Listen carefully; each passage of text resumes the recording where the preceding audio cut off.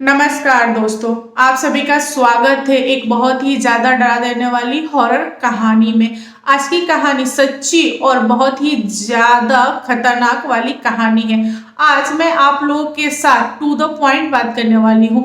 बहुत सारे लोग मुझे काफ़ी दिनों से कमेंट कर रहे थे कि दी आप जब हॉरर स्टोरी सुनाते हो तब ऐसा लगता है कि आप निबंध पढ़ रहे हो। ऐसा कुछ भी नहीं है दोस्तों, मेरी आदत है कि मैं जो भी स्टोरी सुनाती हूँ ना वो एकदम कैमरा के सामने देखती हूँ, प्लस मैं इमेजिन करने लगती हूँ कि अरे यार उस समय पे ऐसा हुआ होगा ना, ऐसे मारा होगा ना, आत्मा ने ऐसे परेशान किया होगा ना। ये सारी चीजें मेरे दिमाग में चलती है, इसलिए मेरी जो पलकें है ना कम झपकती है एंड मेरा जो भी आंखें होती है एकदम कैमरे पे होती है। सो लोगों को लगता है कि दी निबंध पढ़ रही है, ऐसा कुछ भी नहीं है। मैं स्टोरी को ना यहाँ सेट करके आती हूँ, ये मेरी आदत सी बन गई है, बट मैं कोशिश कर रही हूँ कि सुधार हो जाए। खैर ये सारी चीजें अलग है, तो चलिए हम लोग कहानी स्टार्ट करते हैं। कहानी पसंद आएगी तो प्लीज मुझे सब्सक्राइब कीजिएगा। दोस्तों एक फैमिली थी, मिडिल क्लास फैमिली, जो कि इलाहाबाद के बगल में मतलब इलाहाबाद से सटे हुए गांव में रहती थी। और उस फैमिली में एक लड़का था जिसका नाम जितेंद्र था। जितेंद्र को पढ़ने का बहुत ज़्यादा शौक था। उसने 12th इलाहाबाद से किया, हिंदी मीडियम से। उसके बाद उसने सोचा कि आगे की पढ़ाई यानी ग्रेजुएशन और उसके आगे की पढ़ाई के लिए मुझे दिल्ली जाना चाहिए। उसने अपने माता पिता को मनाया। माता पिता भी मान गए क्योंकि उनका इकलौता बेटा था और वे लोग उसकी मर्जी के हिसाब से ही चलना चाह रहे थे। कुछ महीनों बाद मतलब जब रिजल्ट आ गया 12th का, तब जितेंद्र आ गया दिल्ली और दिल्ली रह के हॉस्टल में पढ़ाई करना स्टार्ट कर दिया। ग्रेजुएशन के फर्स्ट ईयर में ही जितेंद्र को एक लड़की से प्यार हो गया। जो लड़की थी उसका नाम था शैलजा। शैलजा बहुत ही अच्छी लड़की थी, नेचर वाइज भी ठीक थी और इन लोगों के बीच इतनी गहरी प्यार थी कि इन लोगों ने शादी करने का फैसला कर लिया। ग्रेजुएशन कंप्लीट होते होते इन लोगों ने डिसाइड किया कि शादी करके आगे की पढ़ाई करेंगे।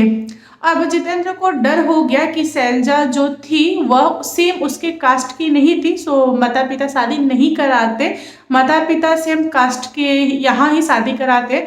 तो उसने सोचा कि पहले हम शादी कर लेते हैं एंड देन गांव जाएंगे, मतलब न्यूज देने के लिए मम्मी पापा को। तो शैलजा के फैमिली वाले मान गए और जितेंद्र ने मंदिर में और कोर्ट दोनों जगह पे शादी किया। और उसके बाद वो घर पे आया बहू को लेके। घर पे जैसे ही जितेंद्र पहुंचा शैलजा के साथ, तो जितेंद्र की माँ ने बहू को एक्सेप्ट करने से मना कर दिया। तब जितेंद्र ने बताया कि माँ तुमको रखना पड़ेगा घर में, वरना पुलिस तुमको छोड़ेगी नहीं, हम लोगों ने कोर्ट में भी शादी किया हुआ है। सो लड़की के पास प्रूफ है, माँ रख लो, तुम्हारी बहू है बहुत अच्छी है, तुमको बहुत ही मतलब प्यार दुलार वगैरह देगी, तुम्हारा सेवा सत्कार करेगी, जैसा तुम बोलोगी वैसा करेगी। अब यहाँ पे जितेंद्र की माँ बोली कि ठीक है घर में रखूंगी, बस एक ही शर्त पे। तो जितेंद्र ने बोला कि बताओ क्या शर्त है।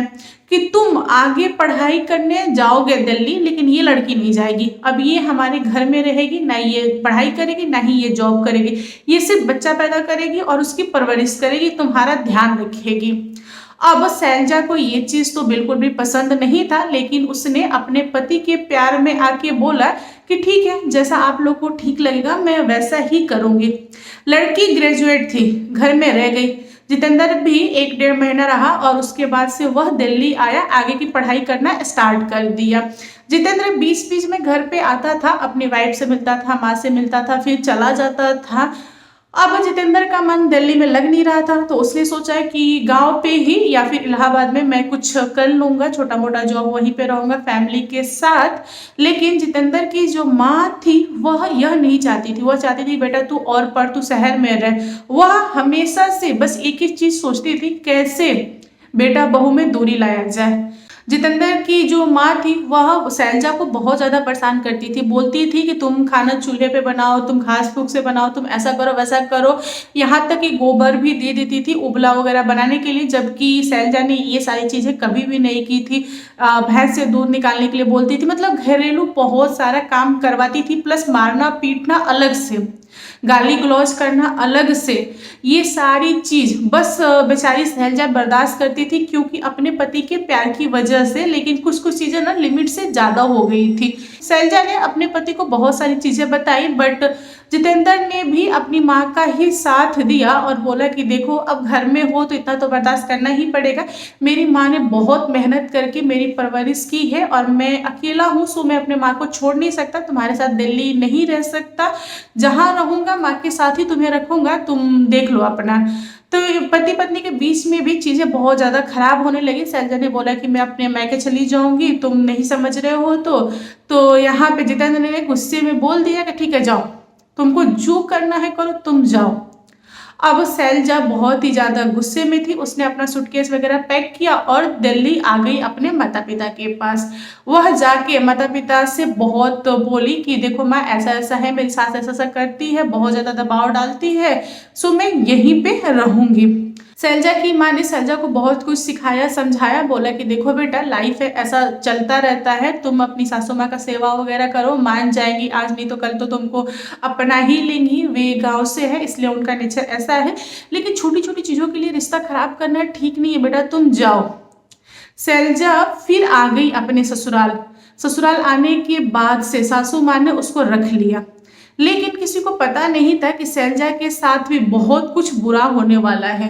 बेचारी वह हर एक काम करती थी जो उसकी सास बोलती थी, उसके बावजूद भी शैलजा की तबीयत सही नहीं रहती थी। वह अचानक से बीमार पड़ी और धीरे धीरे धीरे धीरे बहुत ज्यादा बीमार होती गई। उसके चेहरे की जितनी भी रौनक थी सब अपने आप उतरती गई और शैलजा के बहुत सारे मिसकैरेज भी हुए। पति पत्नी का रिश्ता तो वैसे खींच खाच के चल रहा था। शैलजा अपने माता पिता के यहाँ भी नहीं रह सकती थी क्योंकि उसके माता पिता ने उसको अच्छे परवरिश और संस्कार दिए थे। शैलजा इतनी ज्यादा बीमार थी कि उसको हॉस्पिटल में भर्ती होने की नौबत आ गई थी। यह न्यूज जानने के बाद से शैलजा की बहन आई उसके ससुराल और उसने बोला कि मैं अपनी बहन को साल भर या 6 महीने के लिए मैं अपने यहाँ लेके जा रही हूँ, इसको दिखाऊंगी डॉक्टर से, उसके बाद मैं आपके घर भिजवा दूंगी, यानी कि इलाहाबाद छोड़ जाऊंगी। तो शैलजा की सासू माँ बोली कि ठीक है, इस आफत विपत को तुम लेके जाओ, ऐसा बोल के घर से निकाल दी। अब शैलजा अपनी बहन के साथ रह रही थी, पूरा दवाई वगैरह करवा रही थी। शैलजा की जो बहन थी उसने डॉक्टर से दिखाया ही, साथ में बहुत सारे तांत्रिक पंडित वगैरह से दिखाया। शैलजा की जितनी भी प्रॉब्लम थी धीरे धीरे ठीक हुई, मतलब वह नॉर्मल हो गई। फिर उसने प्लानिंग किया कि अपने पति के यहाँ लौटा जाए। बीच बीच में पति से बात करती थी, लेकिन उसको पता नहीं था कि पति का भी रूप चेंज हो गया था, मतलब 1 साल के अंदर बहुत कुछ बदला था। जब वह सूटकेस लेके पहुंची ससुराल, तब उसने देखा कि उसके यहाँ उसके ससुराल में उसके जगह पे एक और लड़की आ गई है। कहने का मतलब है कि जितेंद्र ने दूसरी शादी कर लिया था और जो दूसरी शादी किया था उससे जितेंद्र को बहुत ज्यादा प्रॉफिट था। जैसे कि जितेंद्र को एक बहुत ही अच्छी जॉब लग गई थी, लड़की धनी मनी घर से थी और जो दूसरी वाली दुल्हन थी वह जितेंद्र की माँ की दोस्त की बेटी थी, सो तिलक भी बहुत ज्यादा मिला था। वह अपने घर की इकलौती लड़की थी। जितेंद्र की जो दूसरी वाली वाइफ थी उसका नाम अभिलाषा था। अभिलाषा अच्छे बैकग्राउंड से बिलोंग करती थी, इसलिए उसका रहना, खाना पीना, बात करने का तरीका, कपड़े पहनने का तरीका एकदम से अलग था और इन सारी चीजों पे जितेंद्र की माँ को बिल्कुल भी आपत्ति नहीं था। दिन भर वह बैठ के खाती थी, जितेंद्र की माँ खाना बना के देती थी, लेकिन उसने आपत्ति एक बार भी नहीं जताई कि मेरी दूसरी वाली बहू ऐसी है वैसी है, कुछ भी नहीं। जितेंद्र भी खुश नजर आ रहा था और जो अभिलाषा थी वह प्रेग्नेंट थी और प्रेगनेंसी जो था वो 3-4 महीने का था। यह सब कुछ देखने और जानने के बाद से शैलजा का होश उड़ गया था। उसने अपने पति से डायरेक्ट पूछ लिया, वो भी कॉलर पकड़ते हुए, कि तुम पागल हो गए हो, तुम्हारे लिए मैंने अपना शहर छोड़ा, अपनी पढ़ाई छोड़े, अपने इतने सारे बच्चे नुकसान होने के बाद से भी, इतनी बीमार रहने के बाद से भी पैरों पे खड़ी हुई सिर्फ इसलिए कि मेरा पति मेरा इंतजार कर रहा होगा और मैं कह के गई थी कि मैं लौट के आऊंगी, फिर भी तुमसे साल भर रुका नहीं गया, तुमने ये सब कुछ कर लिया, कैसे कर लिया, तुमको मेरी याद नहीं आई। उसने बहुत सारे सवाल किए बट जितेंद्र के पास एक भी आंसर नहीं था। वह कुछ बोला नहीं। जैसे ही उसने शैलजा को देखा सर झुका लिया और चुपचाप खड़ा हो गया। यहाँ पर अभिलाषा को पता था कि शैलजा से शादी हुई है जितेंद्र की, लेकिन अभिलाषा को ये नहीं पता था कि जितेंद्र की वाइफ इसको छोड़ के चली गई थी या फिर दवा दिखाने गई थी, 1 साल बाद रिटर्न होती। उसको ये सब नहीं पता था। उसको बस इतना पता था कि शैलजा अब इस दुनिया में नहीं है, उसका बहुत सारा मिसकैरेज हुआ, वह बीमार पड़ी और दुनिया छोड़ दी है।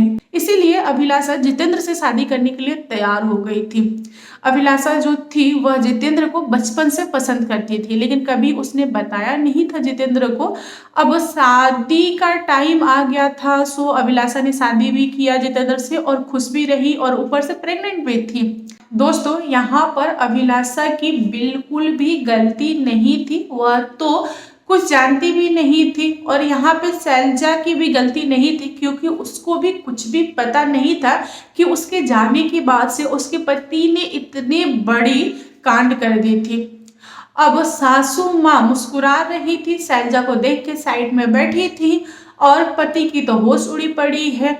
अब बेचारी शैलजा को कुछ भी समझ में नहीं आया। वह घर के बाहर इनार के पास जो होता ना कुआं, वहां पर बैठी रही बेचारी। बैठ के दिन भर सोचती रही कि आगे क्या करूं, कहाँ जाऊं, क्या करूं।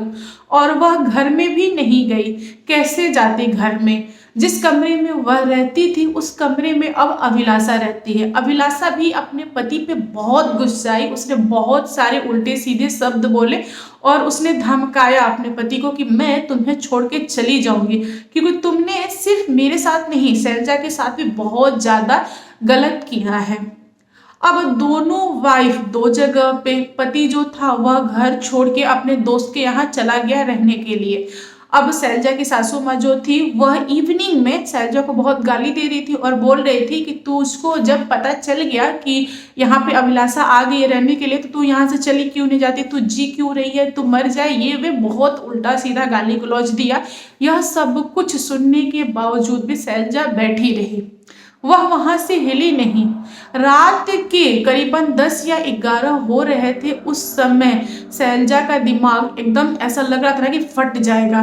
बेचारी बहुत ही ज्यादा दर्द में थी। उसने ना कुछ भी सोचा बेचारा नहीं, जिस इनार के पास मतलब जिस कुआं के पास बैठी थी उसी में उसने छलांग लगा दिया। इतनी रात में कोई जग नहीं रहा था, इसीलिए किसी को कुछ भी पता नहीं चला। बेचारी ने उस कुएं में दम तोड़ दिया। अब होना क्या था, सुबह के टाइम जब जितेंद्र अपने दोस्त के यहाँ से लौटा कि मैं शैलजा से माफ़ी मांगूंगा और अभिलाषा के साथ रहूंगा, क्योंकि अभिलाषा प्रेग्नेंट है और बच्चा होगा तो बेहतर है ना कि दो लोग एक साथ रहे, और माफ़ी मांग कर शैलजा को मैं दिल्ली भेज दूंगा। अगर शैलजा रहना चाहेगी इस घर में तो मैं दोनों बीवियों के साथ रहूंगा। मतलब जितेंद्र के दिमाग में ये चल रहा था। जब वह घर पे लौटा तो उसने देखा कि पूरे गांव वाले उसके द्वार पे खड़े हैं। अब उसको समझ में नहीं आया कि इतनी सारी भीड़ कैसे। भीड़ को चीरते हुए जब वह पहुंचा तो उसने देखा कि उसकी बीबी, पहली बीबी शैलजा, जमीन पे लेटी हुई है। अब उसका बॉडी पूरा का पूरा फूल गया है। पानी में शरीर रहेगा तो फूलेगा ही, नॉर्मल सी बात है। उसने यह देखा तो रोना स्टार्ट कर दिया, क्योंकि कहीं ना कहीं तो प्यार था ना जितेंद्र के मन में। बीबी तो दुनिया में रही ही नहीं, जो दूसरी वाली थी। यह सब कुछ देखने के बाद से जितेंद्र और सासू माँ को छोड़ के सामान पैक करके मैके चली गई। अब जितेंद्र खुद को तैयार करने लगा कि मैं अंतिम संस्कार करूंगा, क्योंकि मैं पति हूँ सो मेरा हक बनता है अंतिम संस्कार करने के लिए। लेकिन गांव के बहुत सारे लोग एक तरफ खड़े हो गए और उन लोगों ने बोला कि नहीं, तुमने गलत किया है, इसलिए तुम्हारा कोई हक नहीं है कि तुम इसका अंतिम संस्कार करोगे। यह लड़की चाहती है कि इसके मैके वाले इसका अंतिम संस्कार करें। जितेंद्र ने पूछा कि तुम लोगों को कैसे पता ये चीज? तब गांव के लोगों ने एक लेटर दिखाया। उस लेटर पे लिखा हुआ था कि मैं दुनिया तो छोड़ रही हूँ, लेकिन मैं तुम दोनों को कभी भी माफ नहीं करूंगी। यानी कि जितेंद्र और जितेंद्र की सासू माँ को माफ ना करने की उसने बात किया कि मैं कभी ना कभी तुम लोगों से बदला लेके रहूंगी, क्योंकि तुम लोगों ने जानबूझ के मुझे परेशान किया है। तुम लोगों ने मेरे साथ बहुत बुरा किया है, इसलिए तुम लोग माफी के लायक नहीं हो। और रहा सवाल मेरे बॉडी का, तो इसका अंतिम संस्कार मेरा भाई या फिर मेरा बाप करेगा, क्योंकि मैंने उन लोगों की मर्जी के खिलाफ जाके तुमसे शादी किया, अपने घर वालों को बहुत मनाया, तब जाके मेरे घर वाले भी शादी करने के लिए तैयार हुए। नहीं तो वे लोग अच्छे अच्छे रिश्ते लाए थे मेरे लिए, मुझे क्या पता था कि मुझे प्यार में धोखा मिलेगा। उस लड़की ने बहुत कुछ लिखा था उस लेटर में, लेकिन मेन जो मुद्दा था बस दो था कि मैं बदला लूंगी, और दूसरा चीज था कि मेरी जो भी अंतिम संस्कार की विधि होगी वो मेरे घर वाले करेंगे। यहाँ पर जितेंद्र गांव वालों से लड़ा और उसने बोला कि ये मेरा घरेलू मैटर है, मैं देखूंगा कि मैं अंतिम संस्कार करूंगा या मेरे ससुराल वाले करेंगे, वो मैं देखूंगा। जो मुखिया थे उन्होंने बोला कि हाँ जितेंद्र सही कह रहा है, यह उसकी फैमिली है, यह उसकी वाइफ है, उसकी मर्जी कि वह अपने ससुराल वालों को ये बॉडी सौंपेगा या फिर वो खुद करेगा, ये उसकी समस्या है, तुम लोग छोड़ दो। तो गांव वाले पीछे हट गए। जितेंद्र अपनी पछतावा को दिखाते हुए, उसको तो पछतावा था कि उसने बहुत गलत किया है, उसने अपनी बीबी का अंतिम संस्कार कर दिया, जबकि बीबी की मर्जी नहीं थी कि वह उसके शरीर को हाथ लगाए, फिर भी उसने किया। जब अंतिम संस्कार करके जितेंद्र घर पे लौटा, जो लोग भी अंतिम संस्कार करके घर पे लौटते हैं तो वे लोग मिर्चा काटते हैं और उसके बाद बाहर नहाते हैं, देन घर में प्रवेश करते हैं। यह सब कुछ करके जितेंद्र घर में गया। घर में जाने के बाद से उसको ऐसा फील हुआ कि उसकी वाइफ चल के सामने से आ रही है। वाइफ का अंतिम संस्कार किए हुए मात्र कुछ ही घंटे बीत रहे थे कि उसको ऐसा लगा। फिर वह उसको देख के रोने लगा और उसने बोला कि तुम यहाँ क्या कर रही हो। वह औरत जो कि अभी जस्ट जली है, वह बोल रही है कि मैं तुमसे मिलने आई हूँ, मैंने तुमको मना किया था ना तुम मेरे बॉडी को नहीं छुओगे, फिर भी तुमने मेरे बॉडी को छुआ, तुमने मेरा अपमान किया है, मैं बहुत गुस्से में हूँ। मैं चाह रही थी कि तुमको माफ कर दूंगी, लेकिन अब तुम माफी के लायक नहीं हो। तुम मेरे मना करने के बावजूद भी तुमने मेरे शरीर को छुआ है, सो तुम इस दुनिया में रहने लायक नहीं हो, तुम मेरे साथ चलो। यहाँ पे जितेंद्र शैलजा की आत्मा से माफी मांगने लगा। उसने बोला कि मुझे माफ कर दो, मुझे छोड़ दो, थोड़े दिन में अभिलाषा माँ बनने वाली है, कोई तो चाहिए ना बच्चा का परवरिश करने के लिए, तुम तो समझ सकती हो, जाने दो, छोड़ दो। लेकिन इतनी गुस्से में थी शैलजा की आत्मा ने कि उसने अपने पति का पूरा गर्दन ही घुमा दिया। अब पति वहीं पे टे बोल दिया।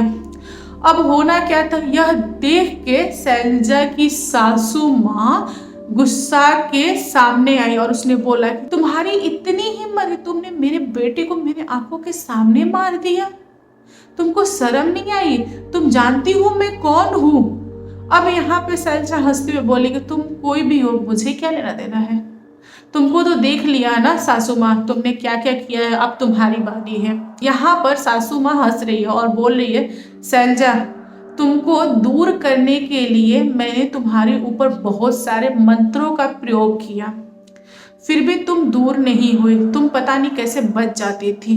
मैंने तुम्हारे बहुत सारे मिसकैरेज करवाए, फिर भी तुम बच गई, लेकिन इस बार तुम नहीं बचोगे, इस बार तुम्हारी आत्मा मेरे कंट्रोल में रहेगी। यह सुनते ही शैलजा का जो दिमाग था वो ठनक गया। आत्मा शांत होके सोचने लगी कि ये क्या बोल रही है। इतने में शैलजा के ससुर आ गए और उन्होंने बोला कि शैलजा बेटा तुम शांत हो जाओ, हम लोगों ने गलती किया है तुम्हारे साथ, हमें माफ कर दो, छोड़ दो, इसको मत मारो। इतना कहने के बाद शैलजा ने बोला कि नहीं पापा जी, आप हमेशा से अच्छे रहे हैं, मुझे सपोर्ट किए हैं, इतने दिन तक आप चुप रहे हैं तो आगे भी चुप रहिए, मैं नहीं छोड़ूंगी।